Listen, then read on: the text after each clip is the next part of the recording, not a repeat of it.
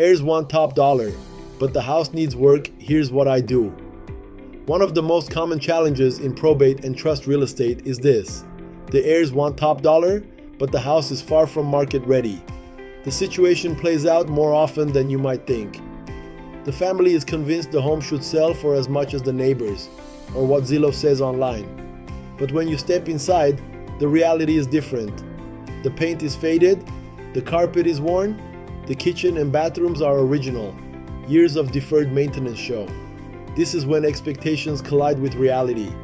If no one steps in to address it, the entire sale can fall apart. As a probate-trained real estate professional, I specialize in handling this exact problem.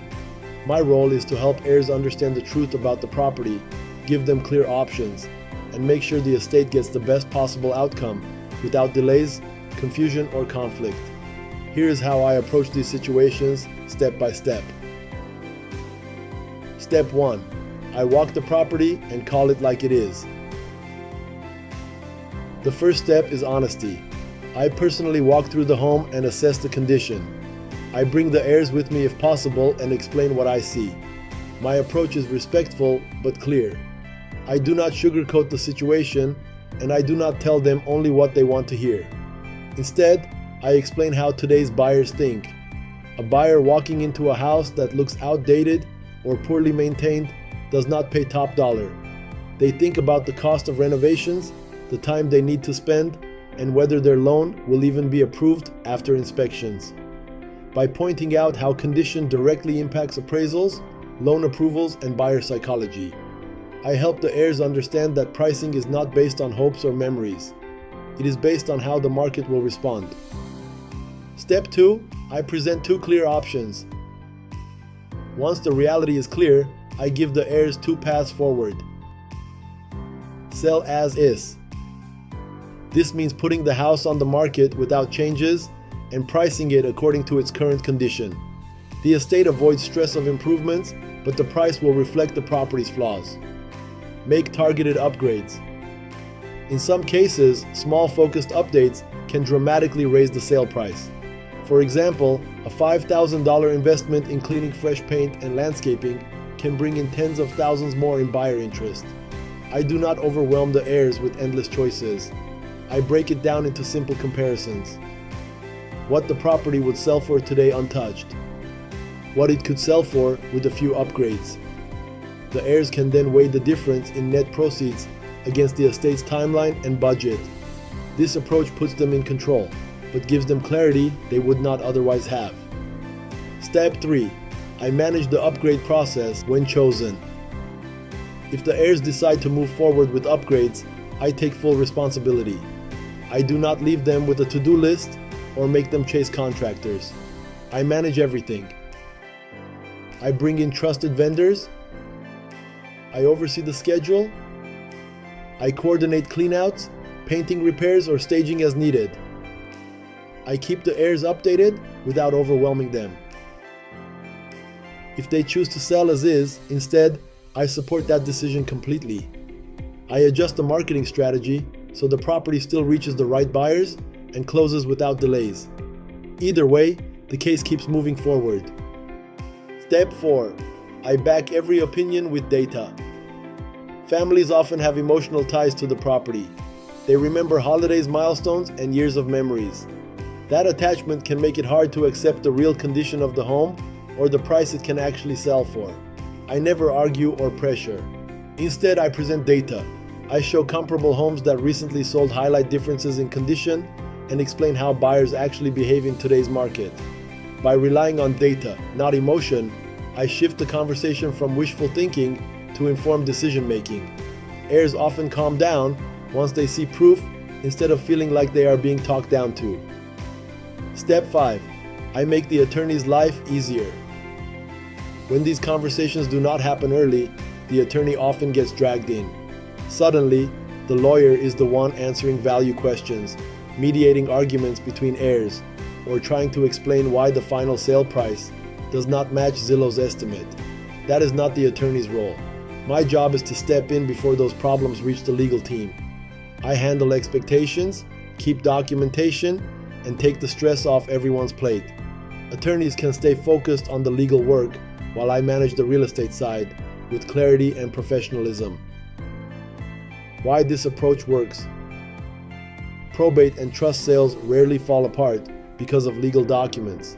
They fall apart because heirs cannot agree, expectations are unrealistic, or no one steps up to guide the property side. By providing clear options, honest communication, and data-backed strategies, I keep cases moving. Families feel respected, attorneys avoid unnecessary headaches, and the estate gets a result that is realistic and fair. A real example. In one case, the heirs were convinced the property was worth $650,000 because a neighbor had sold at that price. The problem was, their home had not been updated in 40 years. The carpet was original, the kitchen was outdated, and the yard was overgrown. I showed them the comps. In its current state, the home would likely sell for closer to $525,000. But with a $7,500 investment in cleanup, new paint, and basic landscaping, it could reasonably list for $600,000 and attract multiple offers. The heirs agreed to the small upgrades. The result, the home sold in under 2 weeks for $615,000. Without that strategy, they would have been disappointed and frustrated by low offers. The bottom line, probate and trust sales do not collapse because of legal issues. They stall or fail because of unrealistic expectations and poor real estate guidance. That is why I step in early to handle the property side. I give heirs the truth backed by data. I show them options so they can choose the best path. And I manage the entire process so attorneys and families are not left scrambling. If you are dealing with heirs who want top dollar, but the home clearly needs work, let me take the lead. Together, we can move the case forward with clarity, confidence, and results. Frequently asked questions. Can you sell a probate property as is? Yes, you can. Many estates choose to sell property as is. The key is to price it correctly so buyers see the value and the estate avoids long delays. How much should heirs spend on upgrades before selling? It depends on the property and the market. In many cases, small upgrades such as cleaning, painting, or landscaping can bring a strong return without overspending. What happens if the heirs cannot agree on upgrades? If the family cannot agree, the property can still be sold as is. My role is to provide data and options so heirs can make informed choices, but the estate does not have to wait for total agreement to move forward. Ready to move your probate case forward? Real estate is often the most valuable asset in a probate or trust case. Managing it the right way is critical. When heirs expect top dollar for a property that needs serious work, the sale can stall, emotions can flare, and the attorney ends up carrying weight they should not have to. At 833probate.com, we specialize in solving these exact problems. From honest valuations to managing upgrades and keeping heirs informed, we make sure the property side of the case is handled with professionalism and care. Simply scan the QR code to get started. Or contact us today at 833probate. That's 833-776-2243. Visit 833probate.com or email info@833probate.com.